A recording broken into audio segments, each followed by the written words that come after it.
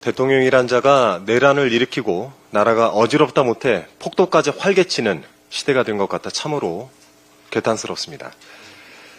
서울 서부지법에서 폭동을 일으켜서 현행범으로 체포된 인원만 86명입니다. 이 정도 규모라면 사실상 조직적으로 벌인 폭력 사태라고 봐도 무방할 것입니다. 경찰이 이 폭동을 부추기고 지시한 교사자를 끝까지 추적하겠다고 하는데 매우 당연하고 합당한 조치라고 판단됩니다. 지금 이 사태에서 가장 악질적인 존재는 선동꾼들입니다. 윤석열 내란 수계 지지자들을 자극하고 선동해서 가장 위험한 곳에 앞세우고 정작 자신들은 따뜻하고 안락한 곳에서 모종의 이익을 얻으려는 자들이 존재하는 것 같습니다.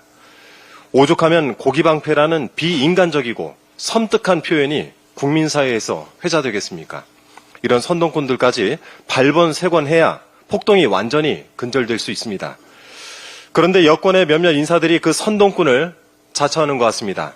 먼저 국민의힘 권성동 원내대표는 어제 비상대책위원회에서 서울 서부지법 폭동을 두고 되려 경찰 탓을 했습니다. 경찰이 과잉 대응했다는 취지에서 폭력의 책임을 시위대에 일방적으로 물을 수 없는 상황이라고 주장을 하면서 경고를 날린 것입니다.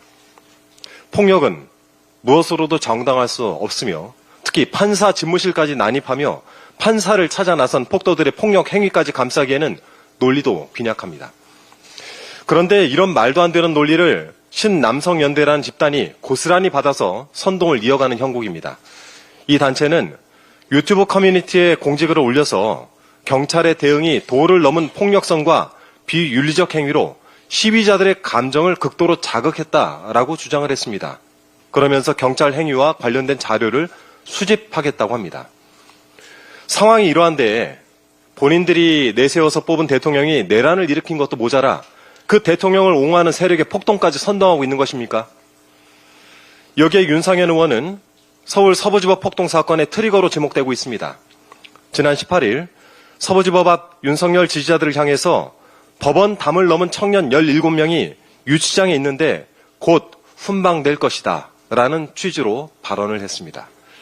불법적인 행위를 저질러도 처벌을 받지 않을 것이란 인식을 심어준 것도 모자라서 애국시민 여러분께 감사하다라면서 그릇된 영웅심리를 고취시키기도 했습니다. 이를 크게 벌여놓고 자신은 트럼프 대통령 취임식 참석자 미국으로 떠난 것으로 알려졌습니다. 가는 비행기 안에서 잠은 잘 오고 밥은 잘 넘어갔습니까? 이에 더해서 국민의힘 김재원 전 최고위원은 이들이 윤석열의 성전에 참전하는 아스팔트 십자군이라고 추켜 세웠습니다. 황교안 전 미래통합당 대표는 이들에 대해서 무료 변론에 나서겠다고까지 말했습니다. 그러면서 다른 변호사들에게는 실비라도 지급해야 한다고 계좌 번호를 공개해 모금을 시작했습니다. 이해를 할 수가 없습니다, 정말. 온라인에서는 119 자유민주항쟁 선언문이라는 괴 문서가 떠돌고 있는데요. 이 글은 지금 바로 행동하라라는 선동성 글로 끝맺음하고 있어 대단히 위험해 보입니다. 집단적으로 이성을 놓은 것 같습니다. 다시 한번 강조합니다만 국민의힘은 이런 선동을 당장 멈추기 바랍니다. 노벨문학상 수상자 알베르 카뮈는 이런 문장을 남겼습니다. 어제의 범죄를 처벌하지 않는 것은 내일의 범죄에 용기를 주는 것이다. 내란 수계 윤석열이 불법적 비상계엄을 선포한 지 오늘로 벌써 48일째입니다만 내란에 대한 사법적 조치, 윤석열에 대한 탄핵 심판이 적법하게 진행되고 있습니다. 그렇게 믿습니다. 그 틈을 타서 이런 폭동이 발생한 것을 보니 여러 조치들에 더욱 속도를 붙여야 되겠습니다. 더불어민주당은 이번 서울 서부지법 폭동에 확실하게 대응해서 두 번 다시는 이러한 범죄가 발생하지 않도록 최선을 다하겠습니다. 그리고 민주당 국민소통국에서 폭동 사건과 관련한 제보를 받고 있습니다.